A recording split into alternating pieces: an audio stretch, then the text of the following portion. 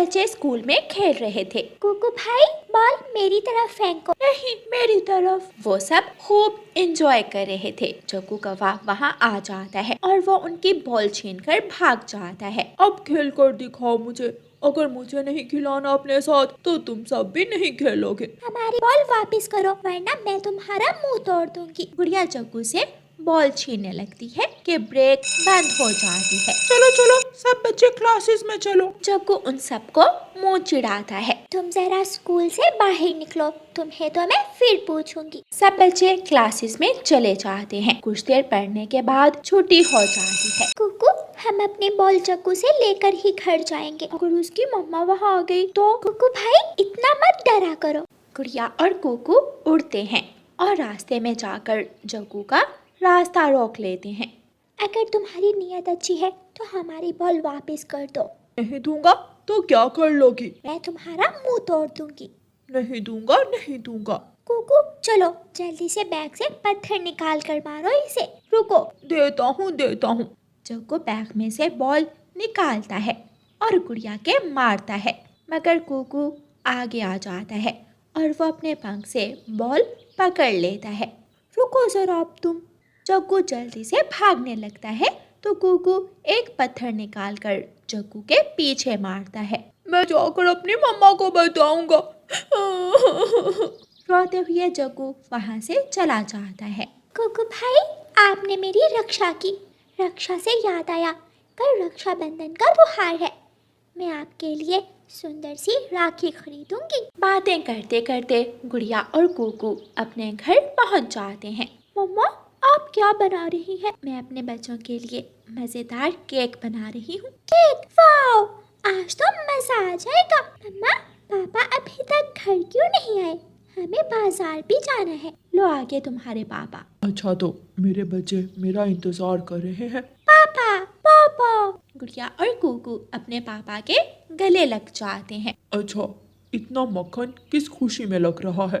बाजार जाने की तैयारी है दोनों की, ले जाएं इन्हें। अच्छा चलो चलते हैं। फिर गुड़िया और कुकू अपने पापा के साथ बाजार से राखी और बाकी चीजें खरीदने चले जाते हैं। पापा, पहले मैं राखी खरीदूंगी। कुकू भाई, आप यहीं रुके, आप राखी नहीं देखेंगे। ठीक है पापा, मैं उतनी देर गुड़िया बहन के लिए गिफ्ट पैक करवा लेता हूँ। हाँ ये भी ठीक है। कुकू गिफ्ट्स वाली दुकान पर चला जाता है और गुड़िया राखी देखने लगती है।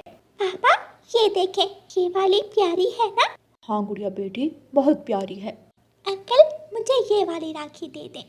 कुकू भी वहाँ आ जाता है। ये गिफ्ट मेरे लिए है ना? भाई, इसमें क्या है? मैं क्यों बताऊं? सुबह खुद ही खोल कर देख लेना। चलो बच्चों, आप कुछ मिठाइयाँ खरीद ले। रानो चिड़िया की ऐसी कहानियाँ सुनने के लिए YouTube सर्च बार में रानो चिड़िया की कहानी लिखें या फिर ये बटन दबाकर बोलकर कहें रानो चिड़िया की कहानी। वो सब मिठाई वाली दुकान पर जाते हैं। कबूतर भाई, 1 किलो मिठाई दे दे। मानो चिड़ा कबूतर से मिठाई खरीदता है। अब तो सब ले लिया, अब चलें घर। 1 मिनट, आप यहीं रुके, मैं एक चीज तो भूल ही गया। कुकू जल्दी से उड़ता है और राखी वाली दुकान पर जाता है और एक प्यारी सी राखी खरीदता है। पापा पापा, मेरी तो कोई बहन नहीं है, मुझे राखी कौन बांधेगा? तुम गुड़िया से राखी बंधवा लेना।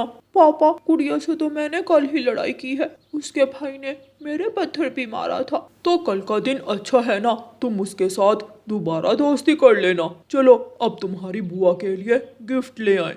फिर कालू कौवा और जग्गू कौवा गिफ्ट लेने के लिए चले जाते हैं। सब पक्षी राखी का त्योहार धूमधाम से मनाने के लिए तैयारियां कर रहे थे। वो सब बहुत खुश थे। मम्मा, हम आ गए, आकर देखें हमारी चीजें। गुड़िया बेटी, ये लो, तुम ये पानी ले जाओ अपने पापा के लिए, मैं अभी आती हूँ।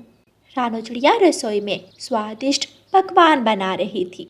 तोते भैया के लिए उनका मनपसंद हलवा भी बन गया। तोते भैया हलवा खाकर खुश हो जाएंगे। ओहो, मैंने तो मानो जी को राखी का बोला ही नहीं। मानो जी, क्या आप तोते भैया के लिए राखी लाए हैं? नहीं, मैं तो नहीं लाया, आपने कहा ही नहीं था। आपको पता है ना, मैं हर साल उनको राखी बांधती हूँ। जाएं और मुझे राखी ला कर दें। मैं तो थक गया हूँ अब। मैंने यहाँ आते हुए एक पक्षी को देखा था, वो राखियाँ बेच रहा था। हाँ पापा, हमने भी देखा। पापा, आप आराम कर ले, मैं और गुड़िया जाकर ले आते हैं राखी। ये लो पैसे, जाओ और जल्दी आ जाना। गुड़िया और कुकू पैसे लेकर राखी लेने चले जाते हैं। अंकल एक राखी दे दें। गुड़िया और कुकू राखी लेकर वापस आ रहे थे कि उन्हें एक चील रोक लेती है। प्यारी चील आंटी, हमें जाने दो, और अगर आपको ज्यादा भूख लगी है तो आप मुझे खा लो, मेरे भाई को कुछ मत कहना। नहीं, मेरी बहन को कुछ मत कहना, आप मुझे खा लो।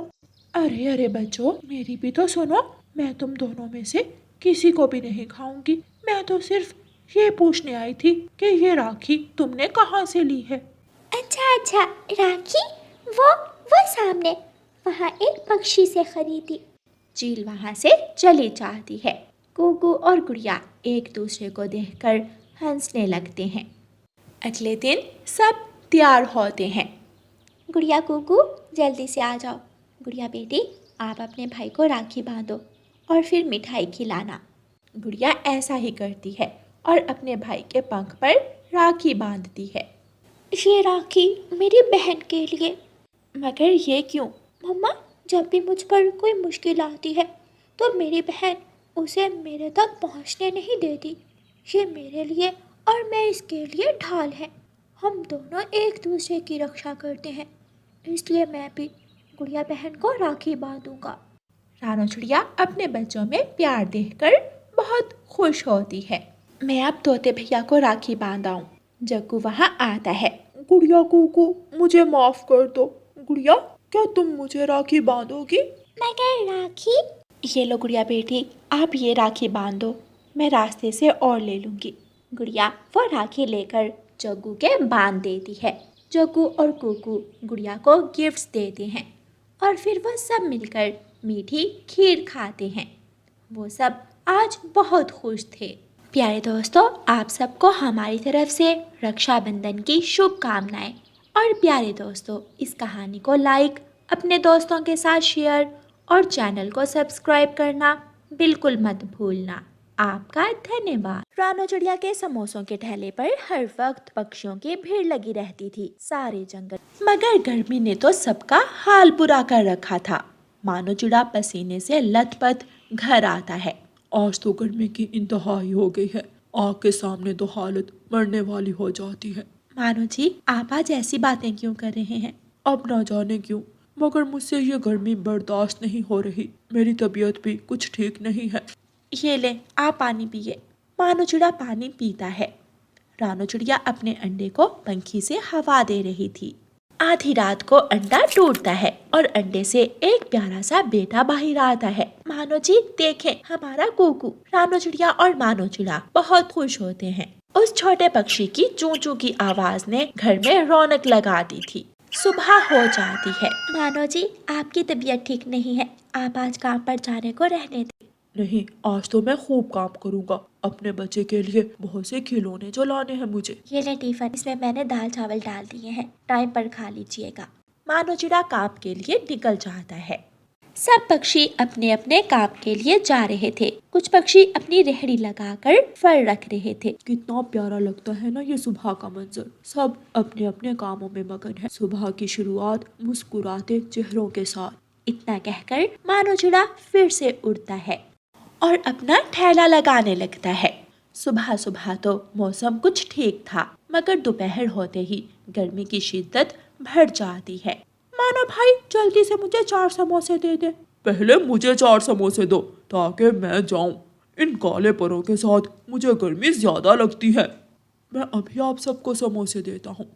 मानो चिड़ा उन्हें समोसे देता है और सब पक्षी समोसे लेकर वहां से चले जाते हैं। मानो चिड़ा एक तरफ बैठकर अपना टिफिन खोलने लगता है कि उसे चक्कर आने लगते हैं और वो वहीं बेहोश हो जाता है। बुलबुल वहां आती है। मानो चिड़े को क्या हुआ? मानो भाई, मानो भाई। बुलबुल मानो चिड़े को पंख लगाकर देखती है। ये तो चल बसे। बुलबुल जल्दी से रानो चिड़िया के पास जाती है। रानो मानो अब इस दुनिया में नहीं रहा। ये आप क्या कह रही हैं बुलबुल, ऐसा नहीं हो सकता। रानो चिड़िया रोने लगती है। उसकी खुशियाँ तो गमों में बदल गई थी। कुछ दिन तो ऐसे ही गुजर जाते हैं। घर में खाने के लिए कुछ भी नहीं बचा। मुझे कुछ करना होगा। रानो चिड़िया अपने बच्चे को घर छोड़कर अपने ठेले पर जाती है। कालू भाई, आप यहाँ क्या कर रहे हैं? ये ठेला अब मेरा है। जब मानो चिड़ा जिंदा था तो तब मैंने उसे इस ठेले के पूरे 10,000 रुपए दिए थे। मानो जी ने मुझे तो ऐसा कुछ नहीं बताया। आप झूठ बोल रहे हैं। ये ठेला हमारा है। ऐसे जुबान चलाने वालों की मैं जुबान काट देता हूँ। बेहतर यही है तुम चली जाओ यहाँ से। अभी तो मैं जा रही हूँ, मगर मैं तुमसे अपना ठेला वापस लेकर ही रहूंगी। धोखेबाज कौवे, तुम्हें छोड़ूंगी नहीं मैं। ऐसा कहते हुए रानो चिड़िया वहाँ से चली जाती है। रानो चिड़िया सारी बात जाकर कबूतर को बताती है। रानो बहन, तुम्हें तो पता ही है उन कौवों का, हमेशा से कमजोरों पर जुल्म करते हैं, उनका माल छीन लेते हैं। मैं कमजोर नहीं हूँ। मैं अपना ठेला वापस लेकर ही रहूंगी। वो मेरा जीने का आखिरी सहारा है, मेरी आखिरी उम्मीद है वो। वहीं तोता भी आ जाता है। कबूतर, रानो चिड़िया ठीक कह रही है। हम कमजोर नहीं है। अगर हम सब जुल्म के खिलाफ खड़े हो जाएं तो हमसे बड़ी कोई ताकत नहीं होगी। पापा, जग्गू भी हमारी चीजें छीनकर भाग जाता है। आज वो मेरी आइसक्रीम छीनकर भाग गया। जब मैंने उसे कुछ कहा तो गोरी आंटी मुझे मारने लगी। तोते भाई, आप ठीक ही कह रहे हो। अब हमें कुछ ना कुछ तो करना ही होगा। आज कालू तो कल जग्गू, ये कभी हमारी जान नहीं छोड़ेंगे। अच्छा कबूतर भाई, अब मैं चलती हूँ। मेरा बेटा अकेला है, मुझे उसके लिए भोजन लेकर भी जाना है।